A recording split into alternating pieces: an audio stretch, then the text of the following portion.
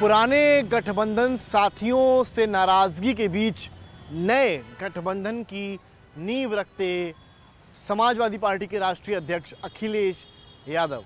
नमस्कार, मैं हूं समर्थ श्रीवास्तव और आज हम बात करेंगे अखिलेश यादव के गठबंधन 2.0 की। 2.0 ये गठबंधन इसलिए है क्योंकि हाल ही में आपने देखा होगा कि यूपी का विधानसभा चुनाव हुआ था और तमाम राजनीतिक दल एक साथ आए थे। समाजवादी पार्टी मुख्य विपक्षी दल के तौर पर खड़ी हुई थी। महान दल के शिवदेव मौर्य का हो गया, सुभाषपा और ओम प्रकाश राजभर की हो गई, संजय चौहान भी आ गए थे, जयंत चौधरी भी थे। तो ये सारे इकट्ठा हो गए थे कि भाई एक साथ इकट्ठा होंगे और बीजेपी को यूपी विधानसभा चुनाव में हराएंगे। हालांकि चुनाव सभी ने अच्छा लड़ा था और एक अच्छी टक्कर मिली थी, 100 के ऊपर विधायक विपक्ष के पास आए। पर उसके बाद शुरू हुआ नाराजगी का दौर। शुरुआत हुई ओम प्रकाश राजभर से, जो आजकल बीजेपी के साथ करीबी के चर्चा को लेकर चर्चा में रहते हैं। कभी वो ब्रजेश पाठक के साथ, मुख्यमंत्री के साथ गाड़ी से उतरते हैं, चाय पीते हैं, तो वही कहीं परिवहन मंत्री दयाशंकर सिंह उनके दफ्तर पहुंच जाते हैं उनके साथ चाय की चुस्की लेने के लिए।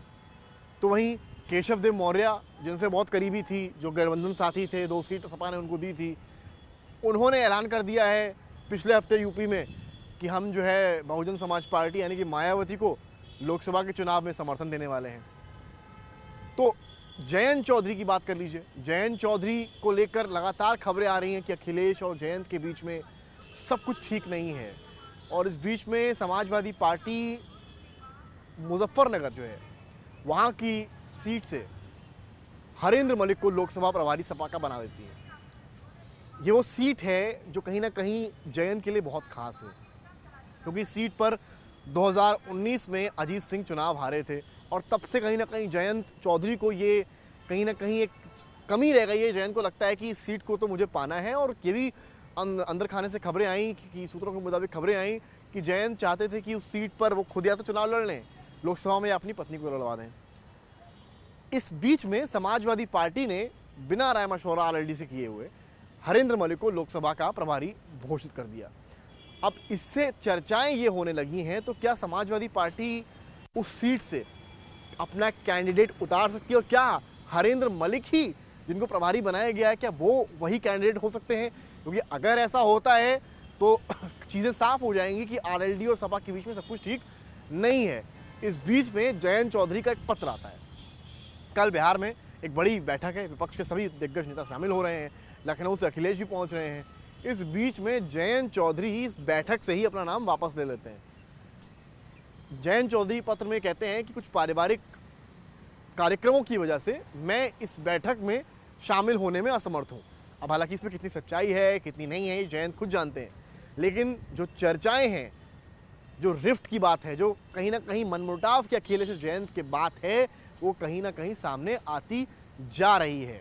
क्योंकि दोनों काफ़ी वक्त से एक प्लेटफॉर्म पे दिखे भी नहीं हैं और जो डिसीजंस दोनों ही पार्टी के द्वारा लिए गए हैं वो भी इसी ओर इशारा करते हैं। आरएलडी के कुछ नेता तो खुलकर ये बोल भी रहे हैं कि समाजवादी पार्टी ने हमारा ख्याल नहीं रखा, जो आरएलडी की शर्तें थी उनको माना नहीं है और लोकसभा चुनाव से पहले जो निर्णय दोनों ही दलों द्वारा लिए जा रहे हैं वो भी कुछ इस डायरेक्शन में जा रहे हैं कि ऐसा लगता है कि दोनों ही दलों के बीच में सब कुछ ठीक नहीं है।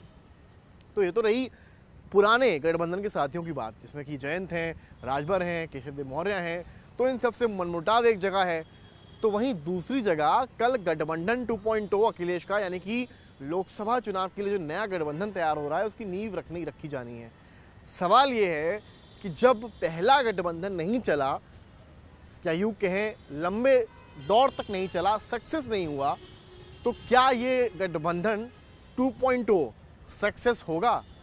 सबसे बड़ा सवाल ये है कि कई दिग्गज नेता पूरे देश से आ रहे हैं। ममता बनर्जी पहुंच रही हैं, राहुल गांधी के भी चांसेस हैं पहुंचने के, तमाम नेता पहुंच रहे हैं। बिहार में एक बैठक होनी है, नीतीश कुमार खुद उसमें रहेंगे, शामिल रहेंगे। महाराष्ट्र से भी जो है ठाकरे एंड फैमिली आ रही है। तो ये सारे इकट्ठा हो रहे हैं। लखनऊ से अखिलेश पहुँच रहे हैं, जयंत ने नाम पीछे ले लिया है।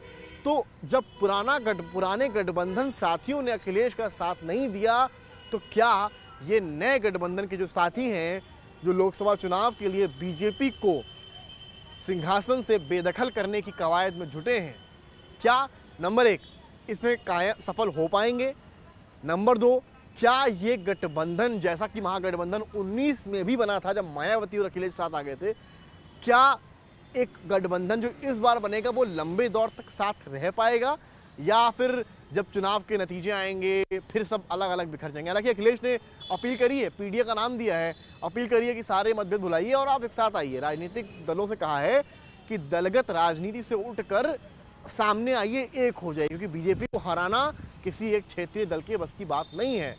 और बीजेपी जिस तरह साउथ में कमज़ोर हुई है, विपक्ष ये बात जानता है, और जिस तरह से एमपी छत्तीसगढ़ में विधानसभा के चुनाव राजस्थान में होने वाले हैं, तो कहीं ना कहीं विपक्ष के चेहरे पर चमक है और विपक्ष को ऐसा लगता है कि अगर यहाँ सेंधमारी कर ली तो लोकसभा हमारे लिए आसान हो जाएगा। पर सबसे बड़ी बात यह है, आपसी मतभेद क्या ये गठबंधन के साथी भुला पाएंगे? क्या केजरीवाल राहुल गांधी एक प्लेटफॉर्म पर आ पाएंगे, या अखिलेश कांग्रेस को लेकर जिनका स्टैंड अभी तक क्लियर नहीं है वो कुछ हद तक क्लियर हो पाएगा?